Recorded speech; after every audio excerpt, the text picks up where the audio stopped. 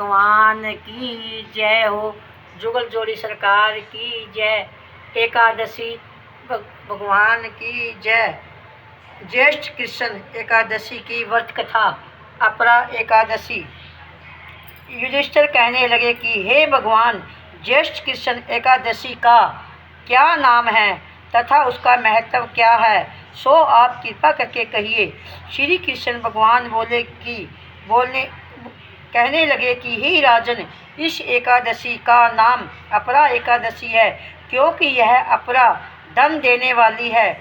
जो मनुष्य इस व्रत को करते हैं वह संसार से प्रसिद्ध हो जाते हैं। अपरा एकादशी के व्रत के प्रभाव से ब्रह्म हत्या, भूत योनि, दूसरों की निंदा आदि के सब पाप दूर हो जाते हैं। इस व्रत के करने से परम स्त्री गमन, झूठी गवाही देना, झूठ बोलना, कम तोलना, झूठे शास्त्र रचना, ठगी, ज्योति तथा कमेटी, वेद बनाना आदि सब पाप नष्ट हो जाते हैं। अक्षत्रिय युद्ध में भाग जाए वह नरकगामी होते हैं, परंतु अपरा एकादशी के व्रत करने से वे भी स्वर्ग को प्राप्त होती हैं। जो मनुष्य शिष्य गुरु की विद्या ग्रहण करते हैं और फिर उनकी चुगली करते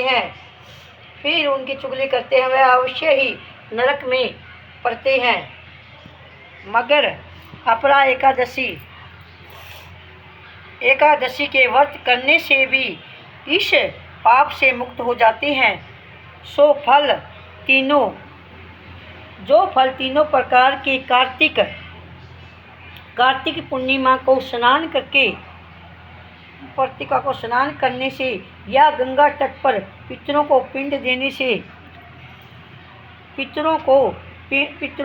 देने से दान करने से प्राप्त होता है, वही अपरा एकादशी के व्रत करने से प्राप्त होता है। मकर हे सूर्य में प्रयागराज में स्नान, गोमती नदी के स्नान, कुंभ में केदारनाथ या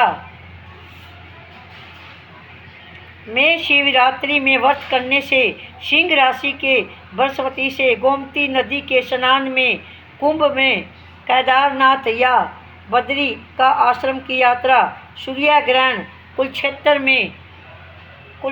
में स्नान, श्रवण आदा अथवा हाथी घोड़ा दान करने से, यज्ञ में श्रवण दान करने से अथवा अदर पुष्पता गौ दान से जो फल मिलता है वही फल अपरा एकादशी के व्रत से मिलता है। यह व्रत पाप रूपी वृक्ष को काटने के लिए कुल्हाड़ी है, पाप रूपी ईंधन को जलाने के लिए अग्नि, पाप रूपी अंधेरे के लिए सूर्य के समान, मर्गों को मारने के लिए सिंह के समान यह जीवन पानी के बुलबुले के समान है। अंत मनुष्य को एकादशी का व्रत तथा भगवान को पूजन करने से मनुष्य सब पापों से छूटकर विष्णु लोक को जाता है। ही राजन, यह अपरा एकादशी की कथा मैंने लोक रहित के लिए कही है। इसके पढ़ने या सुनने से मनुष्य सब पापों से छूट जाता है। बोल एकादशी माता की जय। अपरा एकादशी की जय। बोल मेरे विष्णु भगवान और लक्ष्मी माता की जय हो।